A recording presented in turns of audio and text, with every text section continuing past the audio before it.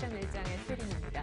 2,000포인트 단기 급등 오버슈팅에 대한 부담감으로 코스피는 약간 쉬어가는 양상이었는데요. 하지만 못 말리는 외국인들의 매수세가 오늘까지 계속 선현물 동반 이어지면서 코스피의 낙폭도 크진 않았습니다. 하지만 2,000포인트에서 펀드 판매 압력을 느낄 수밖에 없는 기관, 특별히 투신권 중심의 물량이 나왔다는 점은 다소 조금 걱정스러웠던 대목이었는데요. 하지만 기관의 매수가 코스닥에는 나홀로 들어가면서 코스닥만큼은 빨간불이 들어왔습니다. 혼조세로 끝난 시장, 먼저 종가부터 챙기고 돌아옵니다.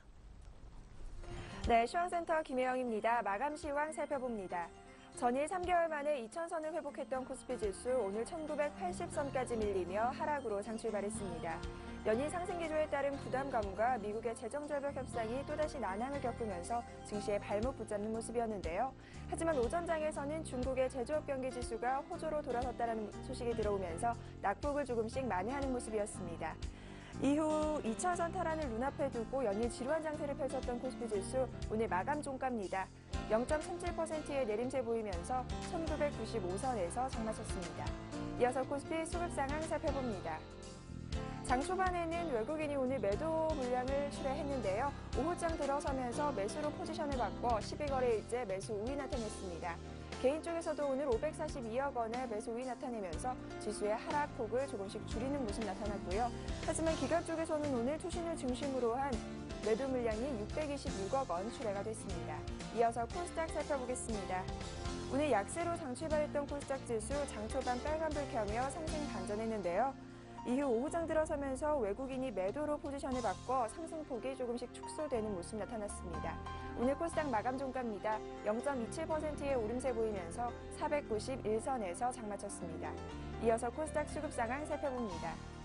오늘 코스닥 시장에서는 기관만이 지수의 상승 흐름 이끌었습니다. 기관 쪽에서 167억 원의 매수 우위 나타냈고요.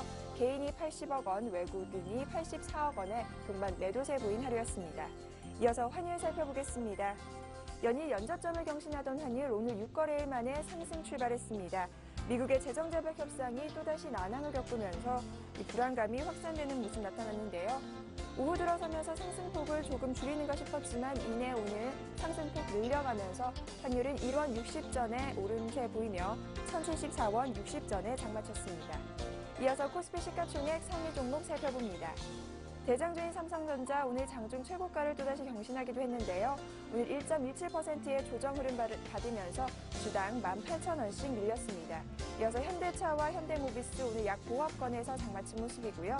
기아차 역시 약 보합권에서 장마쳤습니다. 이어서 다음 장 살펴보겠습니다. 삼성생명이 강보합권에서 장마쳐 주당 200원씩 올라 95,400원에 SK하이닉스와 신원제조 역시 약 보합권에서 장마친 모습이고요.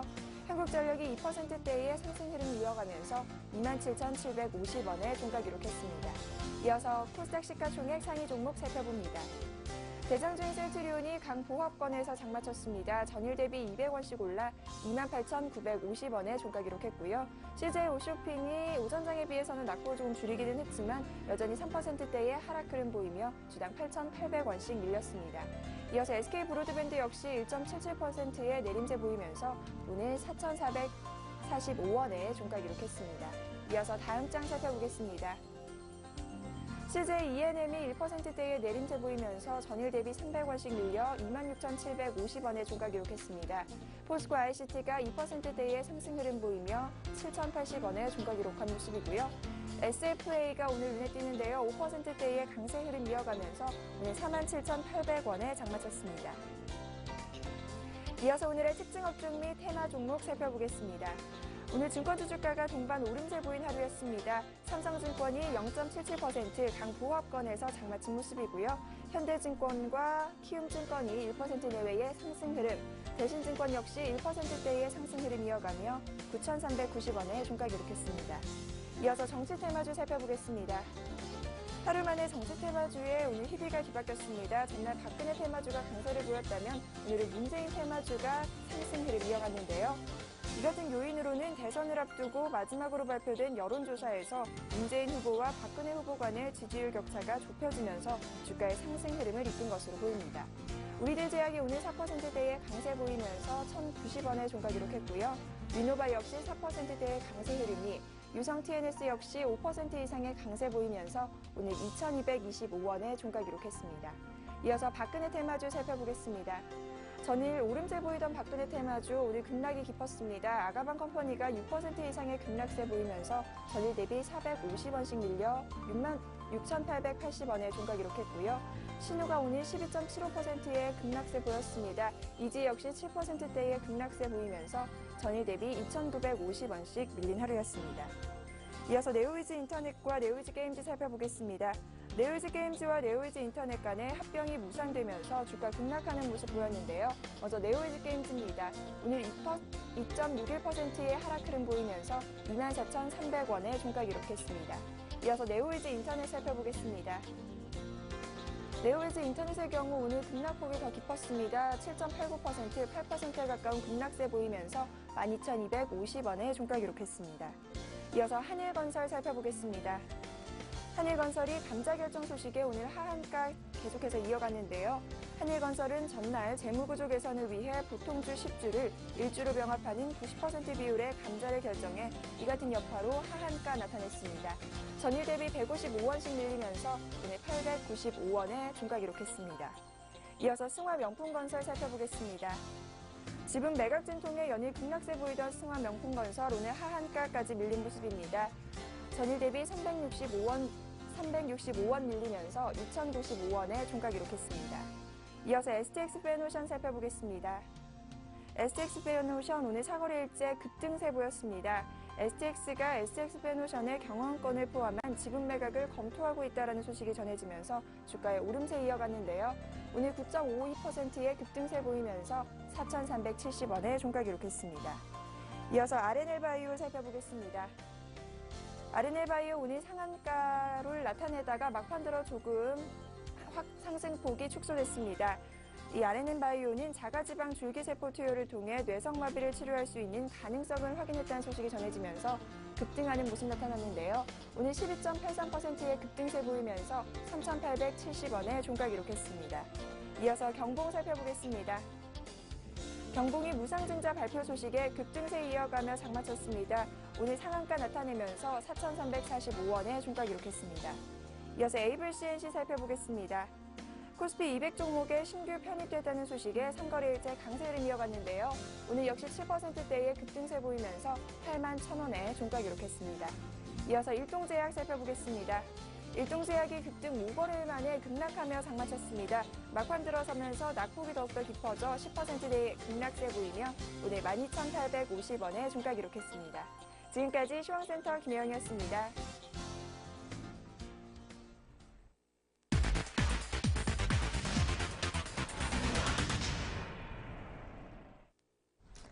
네, 이번 주 그리고 오늘 시장 어떻게 여의도 쪽에선 보고 있을까요? 대신증권의 김용일 연구원 연결해서 들어보도록 하겠습니다. 안녕하세요. 네, 안녕하십니까? 네, 올해 마지막 이벤트들 결과가 다 괜찮았지 않았나 생각이 됩니다. FMC에서도 Q4라는 것이 나왔고 어제 올해 마지막 동시만기에서도 프로그램이 9천억 넘게 유입돼 2천을 회복시켰는데 오늘 약간 눌렸습니다만은 다음 주 대선이 끼어 있지 않습니까? 짧게 이제 4거래일 정도만 개장이 될 텐데 어떤 분석, 어떤 예상하시는지 듣고 싶습니다.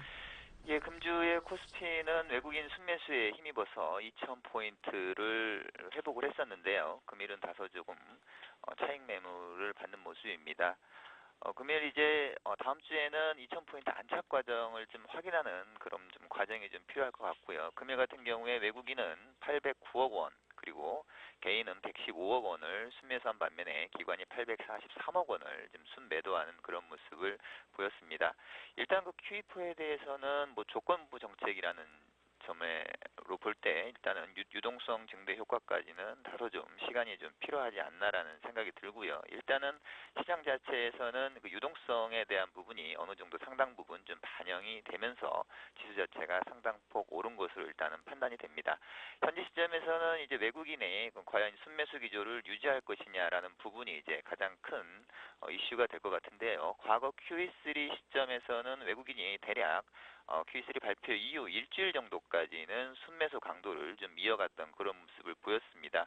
이번에도 좀 상당히 이전의 패턴 자체가 유사한 그런 수급 패턴을 보이고 있기 때문에 이번에도 역시 동일한 패턴을 보일 것으로 예상이 되는데요. 반면에 이제 기관 쪽의 동향을 좀 주시를 할 필요가 있습니다. 지난 QE3 시기에는 기관 쪽에서의 상당한 매물이 좀 나오면서 지수가 좀 하락하는 그런 모습을 보였었는데요. 이번에도 역시 이제 전일 옵션 만기를 지내는 과정에서 국가 쪽의 그 차익 물량이 현재 지금 부담으로 좀 작용을 하고 있는 상태이기 때문에 그 부분에 물량이 나오는지 좀 잘 보는 게 중요할 것으로 보이고요. 기술적으로도 보더라도 일단 2000포인트 수준은 지난 하락 갭을 메우는 수준까지 반등이 이루어진 목표치를 충족을 한 상황이기 때문에 일단은 다음 주는 숨고르기 과정 그리고 지수가 2000포인트에 안착하는지 그 여부를 좀 확인할 필요가 있다고 생각합니다. 예. 사실 다음 주 대선 관련한 변수도 궁금한데요. 그보다 앞서 이번 주말에, 그러니까 내일 모레 이렇게 양일간에 걸쳐서 중국의 정권 교체 후 첫 경제 공작 회의가 개최되는 것으로 알고 있습니다. 이미 중국장은 오늘 PMI 지수 또 호조세 덕분에 많이 올라 있는데 혹시 추가 상승 중국 증시에 따른 우리 모멘텀 얻을 가능성은 얼마나 되는지요? 일단 주말에 어떤 얘기가 나올 수 있습니까? 일단은 전반적으로 전체적인 가이드라인은 기존에 지금 제시를 해준 상황이기 때문에 추가적인 정책에 대한 부분보다는 오히려 기존에 이제 제시를 했었던 투자 쪽에 대한 좀 확인 과정을 이야기하는 수준으로 좀 마무리할 것 같고요. 최근 이제 중국 쪽에서의 경제 지표가 상당히 좀 좋게 나오고 있는 상황입니다. 이런 부분들은 내년도 1분기까지는 조금 좀 연속성을 가질 것으로 좀 보입니다. 그렇기 때문에 중국발 모멘텀은 단기적으로는 조금 더 좀 연장이 될 가능성은 있지만 기조적으로 현재 중국 쪽의 지표 자체가 완전히 바닥을 확인한 상황은 아니기 때문에 시장 역시 좀 기대감에 따른 어느 정도 상승은 가능하지만 추세적으로는 차도 조금 미흡하지 않나라는 그런 생각입니다. 네, 내년도 성장률 목표치도 이미 시장에 조금 공개가 된 상황이라 큰 모멘텀이 또 추가로 되긴 조금 어려울 수도 있겠다 싶네요. 그러면 이제 구체적으로 다음 주 투자를 어떻게 하면 좋을까요? 다음 주는 조금 숨고르기 할 수 있다고 예상을 해 주신 바 있잖아요. 예, 그렇습니다. 다음 주에 지수 자체는 국내 대선 이슈도 네. 있고요. 일단 해외 증시 자체도 상당폭 지금 많이 오른 상태이기 때문에 숨고르기 과정이 진행될 가능성이 높습니다. 다음 주는 지수보다는 오히려 이제 종목별 대응이 좀 바람직해 보이고요. 최근에 이제 소재라든지 산업재 쪽의 업종들이 상당폭 오르면서 사실은 가격 부담이 조금 직면해 있는 상황이 사실인데요. 그동안 이제 단기적으로 좀 조정을 받았었던 경기 방어 업종에 대한 단기적인 키 맞추기가 진행될 가능성이 있는 만큼 이들 업종에 대해서 단기적으로 좀 관심을 갖는 게 필요하다는 생각입니다. 다음 주 일단 변수들 또 많이 짚어주셨는데 잘 들었습니다. 대신증권의 김영일 연구원과 함께 했었습니다. 감사합니다. 네, 감사합니다. 네, 이번엔 수급 분석 들어볼까요? 샘플러스의 남은호 원장님, 안녕하세요. 예, 안녕하십니까. 네, 어제 정말 원래 무난한 만기가 예상되지만 그 뒤 후폭풍이 오히려 걱정된다라고 하셨는데 어제 조화도 너무 좋지 않았나요? 네, 그렇습니다. 누구나가 조정을 기다리는 조정은 오지 않는다라는 격언이 있는 것처럼요. 어느 정도 분명히 매수 차익 잔고 물량이 부담되기 때문에 좀 조심스러운 상승이 나와도 나오지 않을까라고 예측을 보통 했었는데요. 전 같은 경우는 9천억 이상의 프로그램 매수세가 유입이 되었거든요.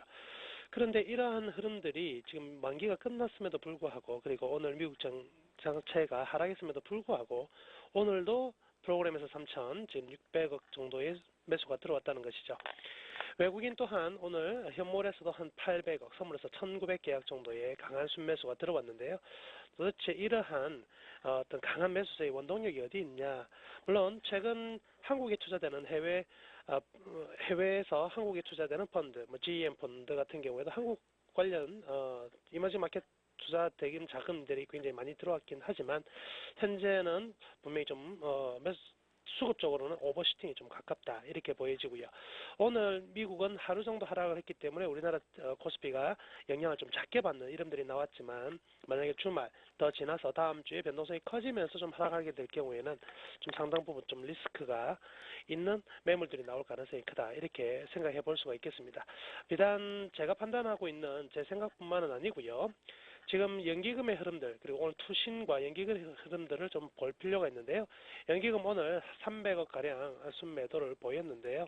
일별 현황을 보시면은 연기금 최근 들어서 지금 연 3일 연속 철저히 현물에서 매도 우위를 보임과 동시에 선물에서도 지금 1,400계약, 1,600계약, 400계약 정도의 순매도를 보여주고 있거든요. 그건 최근의 흐름들이 계속해서 순매수 흐름이었다면 급격히 3일 정도는 순매도 흐름으로 바뀌었다는 점들을 생각을 좀 해볼 필요가 있겠습니다. 따라서 기관 측면에서 특히 연기금 측면에서 바라보고 있는 현 지수대 그리고 현 프로그램 매물에 대한 부담감은 분명히 좀 가지고 있는 상태다 이렇게 볼 수가 있겠네요. 물론 한 번에 다 대규모로 쏟아지지는 않겠지만은 이런 부분들이 분명히 이제 상승의 어떤 제약을 줄 수밖에 없을 것이고요. 하락할 경우에는 하락의 속도를 좀 가속화시킬 수 있다는 거 꼭 생각을 해봐야 될 것 같습니다. 어저께 그리고 오늘 일어나지 않았다고 해서 안 일어날 수 있는 부분은 아니거든요. 그래서 매수 부분은 다시 매도로 나올 수밖에 없는 게 또 프로그램이다. 꼭 기억을 하셨으면 하겠고요. 업종별로 오늘 상황을 보면은요, 상당히 좀 재밌는 흐름들이 나타났습니다. 전기전자 쪽에서는요, 외국인과 기관이 동시에 상당 부분 많이 매도하는 흐름들을 보였었고요. 또 화학의 경우에는 외국인과 기관 동시에 또 매수하는 흐름들이 나타났습니다. 반면 유통업에서는 외국인과 기관 상대적 다른 방향으로서의 매수 매도가 나왔었고요. 건설업과 금융업 또한 외국인들과 기관들의 흐름들이 동반적으로 나타났는데요. 오늘 장은 외국인과 기관의 어떤 매수 그리고 매도 종목들이 거의 좀 비슷한 방향으로 가지 않았나. 물론 이제 외국인들은 거래소에서 분명히 순매수로 800억 정도의 순매수와 기관에서는 800억 정도의 순매도로 잡혔긴 하지만 어떤 방향은 거의 비슷한 방향으로 오늘 하루 움직였다 이렇게 판단할 수가 있겠습니다. 예. 자, 이렇게 해서 오늘 수급도 분석과 향후 전망까지 살짝 함께 들어보았고요. 오늘장 특징주 궁금한데 오늘 IT 쪽이 특별히 좀 조정을 받지 않았나 생각되고 특별히 걱정되는 종목이 이제 LG 디스플레이입니다. 어제 약간 반등 줘서 괜찮은 것 같았는데 오늘 제법 크게 또 밀렸더라고요. 이렇게 되면 이번 주에 10%가 빠지는 셈이 되는데요. 네, 지금 LG 디스플레이를 보유 중이신 투자자분들은 굉장히 걱정이 많이 되실 것 같습니다. 최근 들어서 지금 5일 연속 상당히 좀 위축된 흐름들이 나타나고 있는데요. 악재가 또 나왔죠. 삼성 디스플레이가 삼성이 보유한 LCD 관련 특허 7건 정도의 침해한 혐의로 일단 LG 디스플레이와 LG전자를 제소를 했거든요. 이 과정에서 LG 디스플레이와 LG전자가 동반적으로 좀 주가가 좀 약화된 흐름들이 나타나고 있는데요. 지금 이 뭐 LCD 관련 특허, 그럼 IPS냐, 뭐 PLS냐 이런 두 개의 어떤 공방은요, 결국 합의점을 찾을 수밖에 없을 것입니다. 어느 한쪽이 꼭 무너져야지만 꼭 어떠한 쪽이 이익을 반드시 얻기 위한 소송이라기보다는요, 거의 좀 자존심 경쟁, 지금 1, 2위를 다투고 있는 쌍방 간의 어떤 자존심 경쟁에 가깝다 이렇게 볼 수가 있거든요. 그래서 사실은 그 누구도 승자가 나오지 않는 게임이다 이렇게 볼 수가 있겠습니다. 따라서 리스크는 분명히 제한될 가능성이 좀 커 보이고요. 따라서 현 시점 이러한 심리적 충격에 의해서 조정을 받는 부분은 그간 최근에 8월 이후에 양종목, LG전자와 LG디스플레이 양종목 다 상승폭이 좀 컸던 데 따른 일단 차익 실현 매물과 동시에 이런 이제 재료들이 겹치면서 나타나는 순간적인 급락으로 보여지거든요. 그래서 제가 지금 선을 그어놓은 바와 마찬가지로 이 현 가격 31,000원대 정도, 31,000원에서 31,000원에서 32,000원 사이 현 가격대에서 충분히 추가적으로 벗어나지 않는 범위에서 반등이 나올 것 같습니다. 그렇다면 오늘 종가가 31,700원이니까요. 오늘 종가에서 이제부터는 시장이 만약에 급락이 나타난다면 동반적으로 시장만큼의 어떤 그 마이너스가 나타나겠지만 시장 대비 초과 하락 부분들은 별로 나타나지 않을 것으로 판단되니까요. LG 디스플레이 가지고 계신 분들은 사실 뭐 단기적인 급락 조정, 가격적인 부분들도 다 일정 부분 받았다고 판단되니까요. 너무 걱정하지 마시고 계속 보유하는 전략을 저는 권해드리도록 하겠습니다. 예, 이제 이 정도 부분에서 반등이 나올 거다. 걱정 말라. LG 디스플레이 설명 감사합니다. 이 밖에 다른 특징주는 없었는지요? 좀 오른 종목 얘기도 들어보고 싶어요. 오늘 RNL 바이오 이야기를 해볼게요. RNL 네. 바이오가 모처럼 만에 오늘 아주 큰 상승세를 보였습니다. 12%대.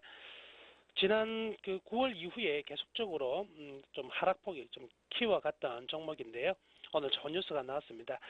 소아 내성마비에 대해서 줄기세포 치료 가능성이 이제 확인되었다. 그 실험 리포트가 나왔고요. 이 학술지에 실리면서 일단 RNL 바이오의 줄기세포를 통한 소아 내성마비 치료 가능성들이 제기가 되고 있습니다. 이렇다면 상당히 큰 센세이션을 일으킬 수밖에 없을 것이고요. 실질적인 실적에도 상당히 도움이 될 가능성이 크기 때문에 오늘 같은 경우에는 굉장히 장중 상한가까지 들어갔다가 살짝 풀렸긴 하지만 아주 큰 강세를 보였는데요. 지금 가격 또한 상당히 좀 바닥권 가격에서 첫 번째 나오는 어떤 대량 거래 속에서의 상승이기 때문에 추가적인 상승이 충분히 가능할 것으로 보여집니다. 그렇지만 강하게 이제 상한가를 치고 달아나기보다는 적정 주가선인 한 4,000원에서 4,500원 사이에서 일정 부분 소화해 나가는 그리고 좀 더 확인해 나가는 과정들이 펼쳐진다면 추후 재도약이 충분히 가능할 것으로 이렇게 판단이 되고 있고요. 그리고 게임빌 같은 경우에도요, 모처럼 한 7%대 강한 상승이 나왔습니다.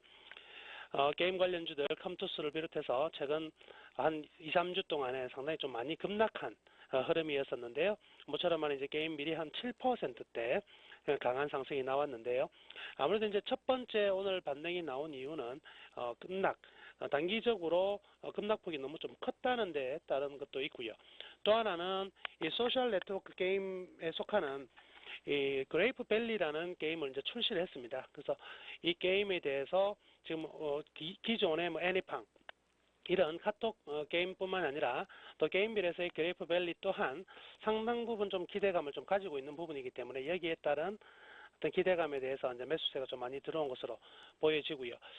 그뿐만이 아니라 일단 조회수 자체도요. 지금 전 세계 다운로드 자체도 지금 누적 다운로드가 2억 건을 이제 돌파를 했거든요. 이런 대단한 어떤 그 건수라고 볼 수가 있겠습니다. 그래서 지금 당장 이익을 내느냐 못 내느냐를 떠나가지고 상당히 잘 자리를 잡아가고 있다.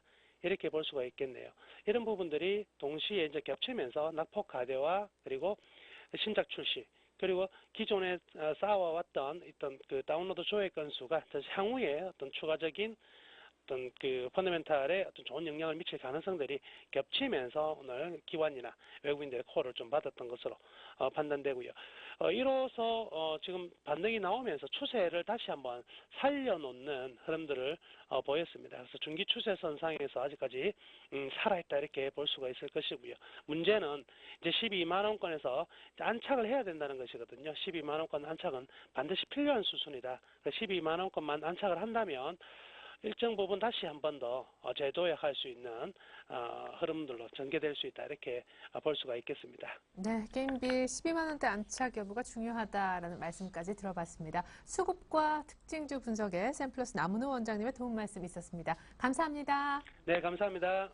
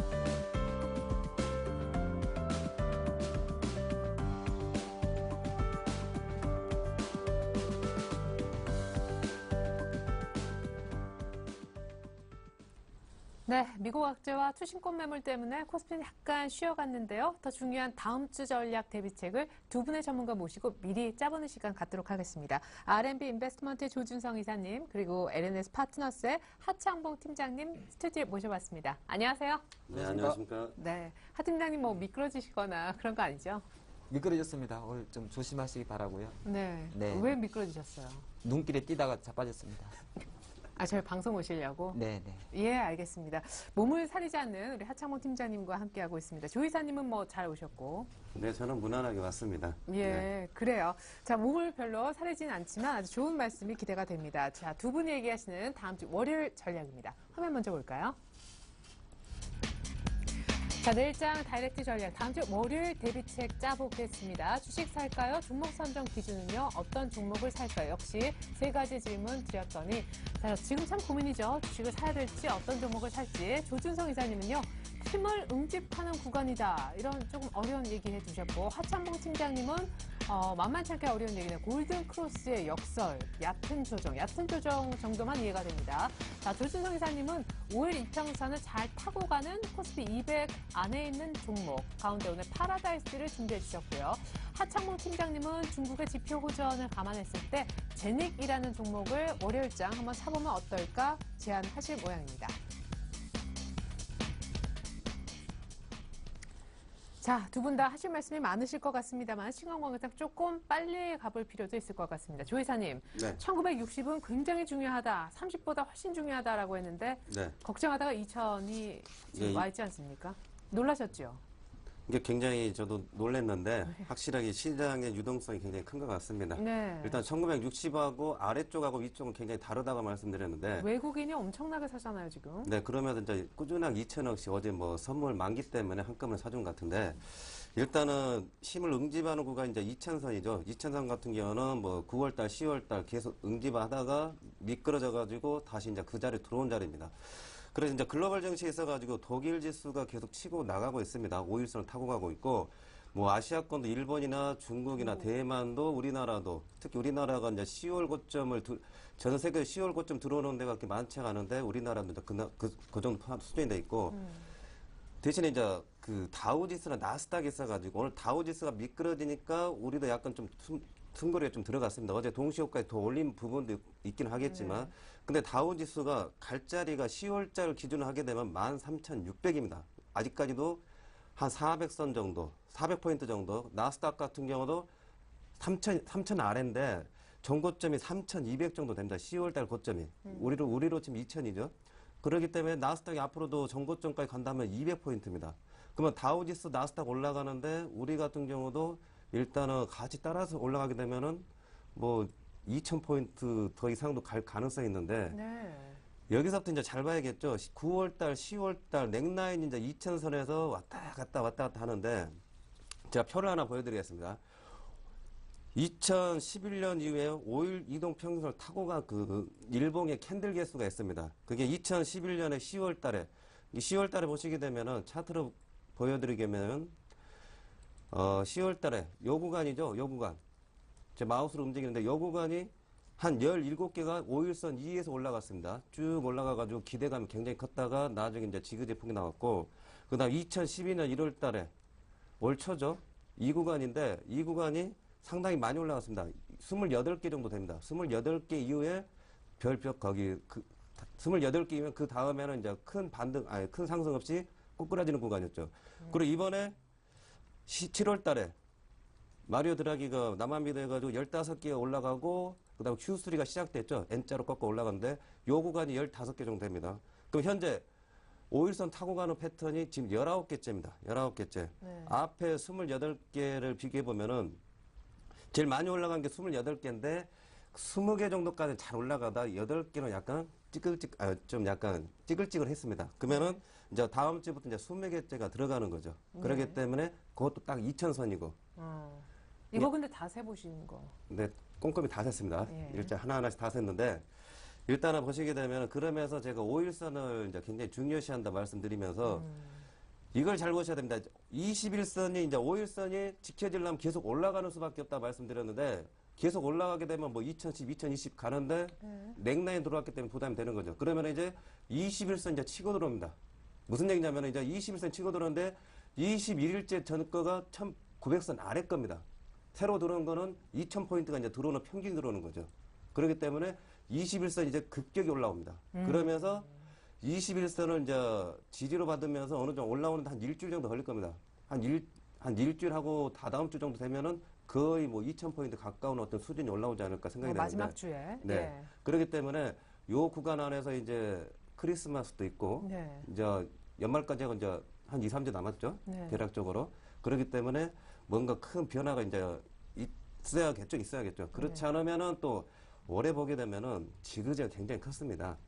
그리고 요즘에 테마가 딱 그거죠. 전 세계 증시가 풍부한 유동성, 돈을 많이 풀었습니다. 네. 미국 같은 경우는 감세라든지 뭐 지출이라든지 뭐 증세라든지 이건 거기 민간 부분에 실물 돈들을 이제 흡수한다든지 푼다든지고 Q3라든지 이 오퍼레이트 트위스트나 뭐 유럽 이런 재정 문제 같은 경우는 종이 조각입니다. 화폐, 채권도 화폐고.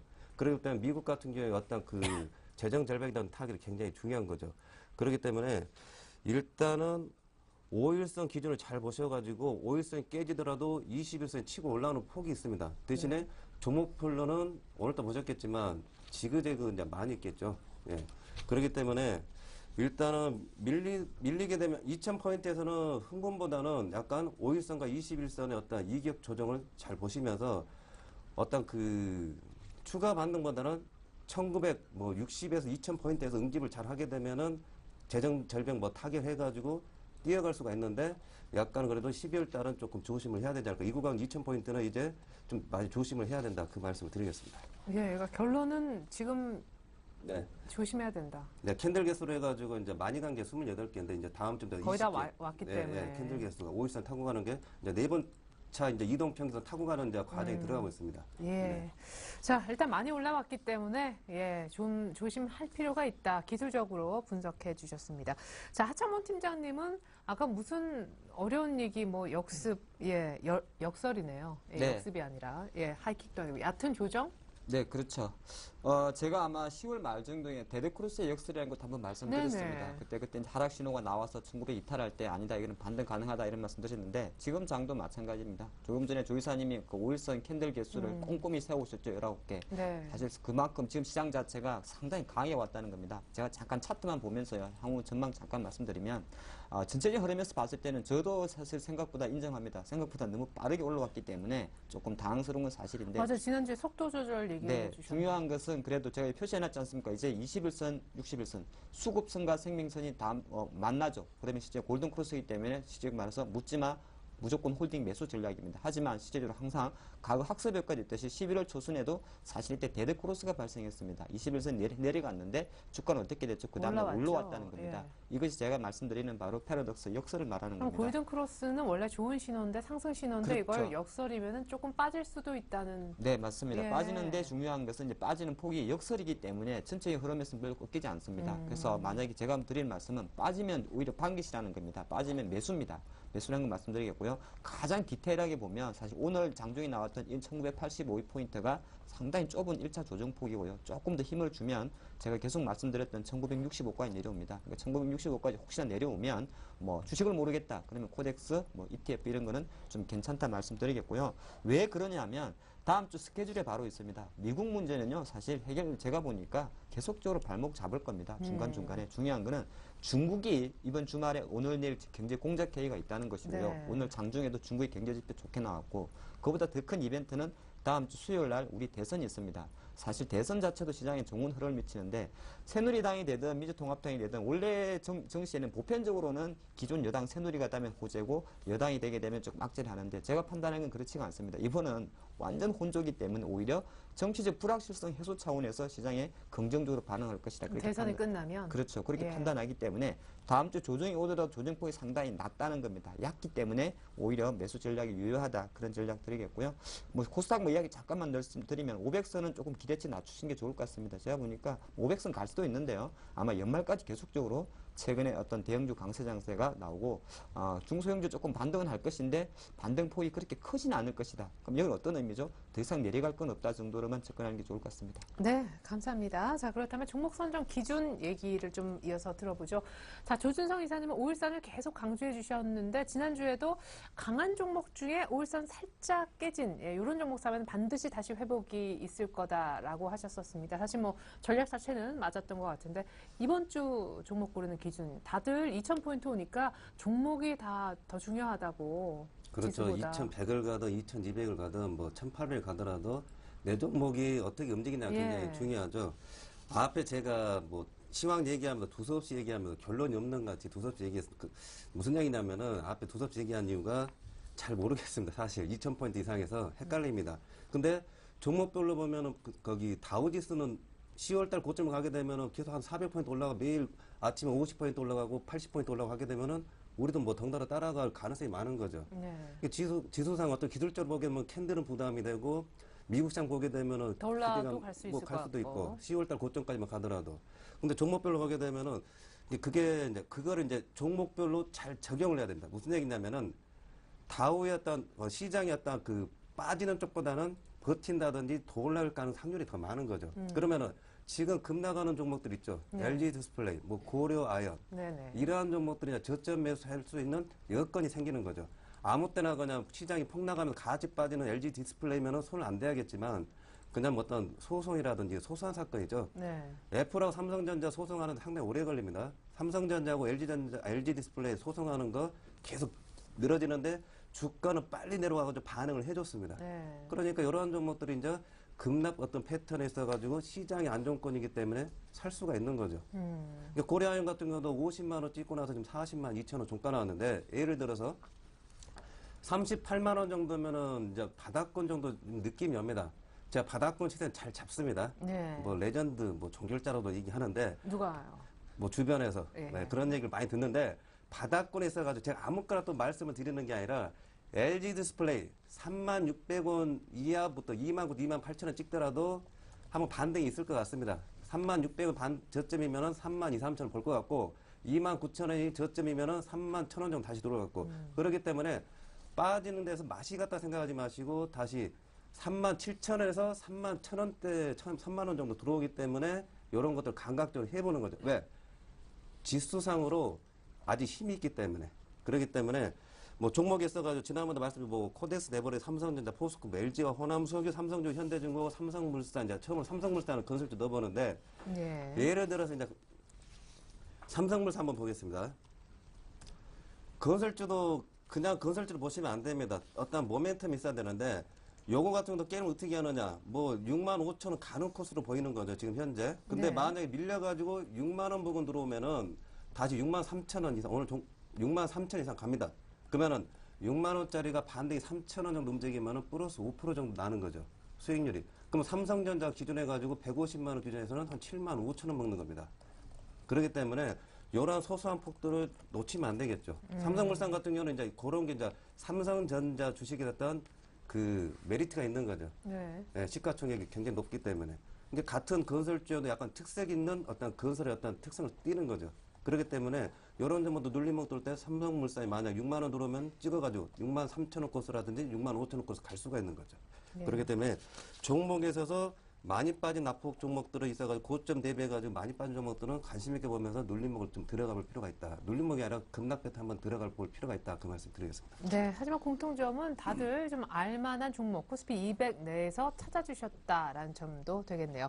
자, 하창봉 팀장님은 중국의 아까 강조를 얘기를 해주셨는데 역시 네. 종목 고를 때도 중국 모멘텀. 네, 근데 이제 우리 종목의 신님과 같이 방송을 하려니까 제가 좀 부담이 됩니다. 예, 부담되는데 뭐, 예. 또 소신껏 한번 해보도록 자타칭 하겠고요. 레전드. 예. 네, 제가 판단할 때 시장이 한 1950선에서 이제 현재까지 2000포인트까지 당긴 추가 한 50포인트는 중국 시장의 힘이라 봅니다. 최근에 중국 상해 증시가 바닥 대비해서 한 15% 급등했고요. 중요한 이벤트가 하나 있습니다. 바로 이제 아까 말씀드린 대로 15, 16일 날 중국의 중앙경제공작회의가 열린다는 것이죠. 이 흐름에 대해서는 사실 어떤 좀 긍정적으로 기대하는 게 좋을 것 같고 오늘 장중에도 장을 조금 당겨준 것이 바로 중국의 제조업 지수가 14개월 연속 반등세로 올라갔다는 겁니다. 50선을 넘었었다는 거죠. 그런 흐름이 있었기 때문에 실제로 중국에 좀 기대해보자. 그리고 최근에 발표된 중국의 어떤 그 소매 판매라 그러죠. 11월달 소매 판매를 보니까 4개월 정도 증가하고 있다는 겁니다. 그 말 네. 자체에서 우리는 중국 소비주에 관심을 가지셔야 될 것 같고요. 네, 하 팀장님 네. 말씀 중에 죄송한데 지금 중국 상해종합지수가 얼마나 오르고 있는지 아세요? 오늘도 많이 올랐지 않습니까? 한 지금 4%. 예, 네. 4% 가까이는 그렇습니다. 아까 3%까지밖에 못 봤는데. 예. 지금 뭐 상해지수 제가 보니까 2143포인트인데 제가 네. 판단할 땐 기술적으로 2250포인트까지 남아 있습니다. 그렇게 봤을 때는 실제적으로 향후에 중국 시장, 뭐 중국 관련 좀 많죠. 화학주, 건설, 기계, 조선 있습니다만은 그런 흐름 계속 갈 것 같고요. 약간 저는 이제 그것 때문에 빠졌던 오히려 화장품 관련주에 계속 좀 말씀을 드렸는데 사실 뭐 지금 실제로 거무석유나 호남석유 이런 거 포스코 35만원짜리 따라 사기는 솔직히 부담스럽지 않습니까? 그렇죠. 예. 그런 관점에서는 약간 중형주 접근한 것 같고요. 화장품 중에도 최근에 보면 에이블센시도 좋았고 뭐 코스맥스도 최근 흐름이 좋았는데 앞으로도 계속 중국 관련 공장을 런칭해가지고 실제적으로 매출이 나오고 있는 기업들 다 그런 건 아닙니다만은 대표적으로는 뭐 화장품 쪽에서는 뭐 코스맥스 그리고 음식료 업종에서는 뭐 대상이나 이런 종목보다는 오히려 오리온이라든지 이런 종목 좀 관심 가지고 가장 좋을 것 같고요. 중요한 거는 수익률에 대한 목표치는 확실히 10월 고점보다는 좀 낮추신다면 오히려 뭐 공략 가능하지 않나.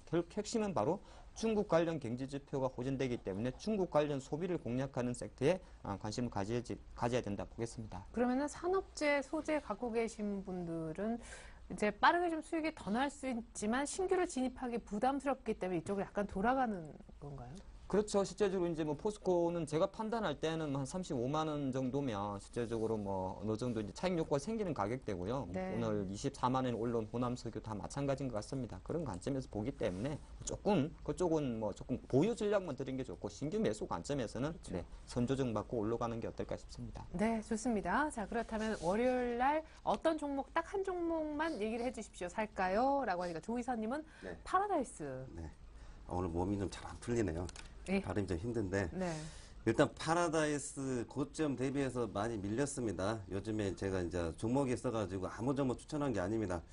그러면서 파라다이스를 추천을 해드리는데 왜 이거 이제 기업 내용을 볼 필요는 없습니다. 지금 다음 주 내에 이제 5% 공략을 해보는 건데 네. 기업 내용은 뭐 일주일 동안에 뭐 기업이 뭐 확 살아나거나 죽거나 이런 해서는 아니니까 기술적으로 보면은 5일선에서 지금 3일간 빨간 양봉을 내며 버티고 있으면서 21선이 깨지고 내려오는데 21선이 18,700원 정도입니다. 지금 현재 종가가 17,000원 정도인데 16,950원인데 요 게임을 이제 순환매식으로 왜냐하면 코스닥 같은 경우도 나름대로 그냥 뭐 저점에서 하단 쪽에서 이제 코스닥 지수가 안정적으로 좀 버티고 있습니다. 그렇기 때문에 종합주가지수 비교해가지고 코스닥 쪽에 이제 순환매가 많이 빠졌던 종목들, 기관 선호나 외국인 선호 종목들 많이 빠졌던 종목들이 순환매 들어갈 수 있는데 파라다이스 같은 경우도 16,000원 이하 정도, 17,000원 이하에서 21선 이격 18,700원 정도 되는데 이게 잘하면은 뭐 저점에서 고점 되면 한 10% 정도 나올 수가 있는데 기본적으로 이제 공략 가격은 17,000원 이하에 사가지고 18,300원 이상에서 매도해보는 게 어떨까 기술적으로 한번 접근을 해보겠습니다. 예, 알겠습니다. 파라다이스 기술적 어떤 접근을 주문을 해 주셨고요. 하창모 팀장님은 제닉을 네, 그렇습니다. 예. 아까 제가 중국 소비 관련 말씀드렸는데, 제닉은 사실 이제 국내 홈쇼핑에서는 잘 안 나오죠. 그만큼 국내 매출은 좀 많이 줄어들었었고요. 이제 중국 동방 CJ를 통해 가지고 사실 케이블 진출을 했습니다. 근데 잠깐 멈췄다가 11월 16일부터 다시 재개를 했다고 그러더라고요. 그런 흐름이 좀 있었고, 제닉이 사실은 3분기에 약간 어닝 쇼크가 왔었습니다. 어닝 쇼크 와서 한 뭐 6만 5천까지 가던 주가가 다시 한번 4만 원대 초입으로 떨어졌는데, 실제로 3분기 같은 경우 실적 기저효과가 이제 4분기고, 실제로 4분기에 바로 실적이 좋아지진 않겠죠. 하지만 내년에 대한 기대감, 그리고 지금 현재 4만 4천에 있는 주가는 사실은 그런 흐름을 갖고 있다. 그런 말씀 좀 드리겠고, 전반부에 한 가지 제가 혹하는 거기에 와닿는 거는 중동 시장을 좀 공략한다는 겁니다. 아이디어가 참 좋습니다. 모래바람에 있는 사람들한테 팩을 공급하겠다. 성공 여부를 떠나가지고 그 발상 자체가 아마 제닉의 글로벌화에 좀 점수를 저는 준다. 그런 말씀 드리겠고요. 네. 잠깐 차트 보면서 말씀드리면 대표적으로 봤을 때 제가 늘 드리는 말씀이 제닉은 항상 4만 4천 원이 중요하다고 제가 한 1년 이상 말씀드리는 것 같은데 공모가 대비 2배 가격입니다. 그래서 최근 1년 반 이상 계속적으로 보면 장기적 관점에서 한 4만 4천 원 정도가 변곡 라인이었습니다. 현재 수준에서도 한 4만 4천 원을 지지하면서 물론 오늘 4% 반등한 거 있습니다만은 추가적인 반등 연력이 오기 때문에 실제 좀 사보시고요. 중요한 건 여기서 바로 안 올라갈 수 있습니다. 지금 장은 V자 반등보다는 U자인 반등이 많기 때문에 추격보다는 매수 단가를 좀 낮춰드릴게요. 오늘 46,200원인데 실제적으로는 다음 주에 한 45,500원 이하에서 매수해보자. 그리고 목표 효과는 그렇게 높게 잡지는 않겠습니다. 전 1차 반등이 나왔던 53,500원까지 잡아드리겠고요.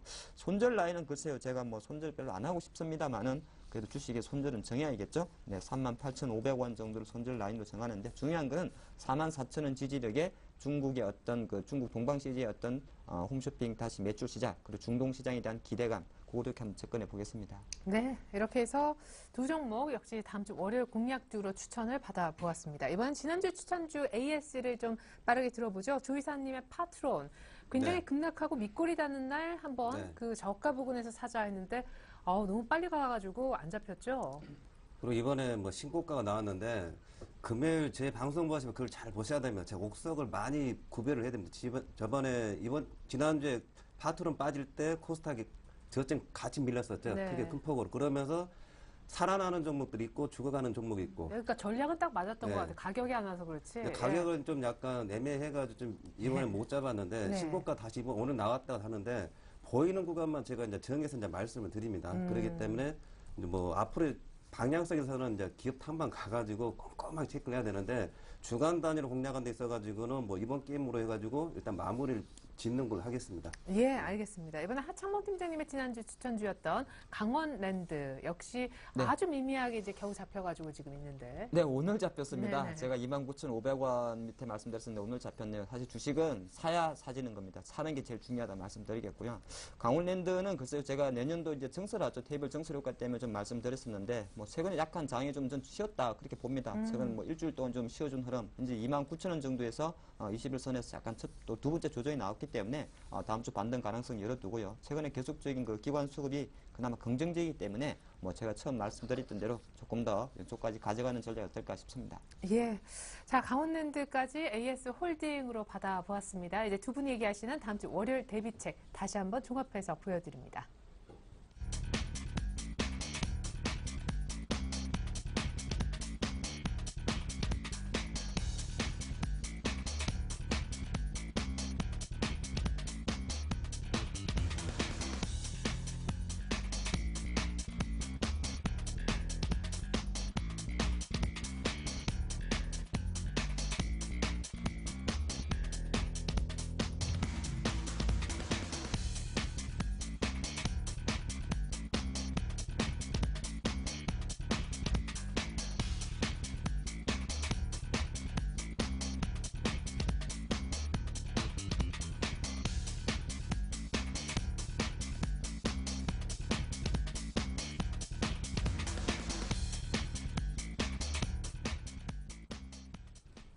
네, 이상 종목까지 주신 두 분의 전문가와는 인사 나누겠습니다. 감사합니다.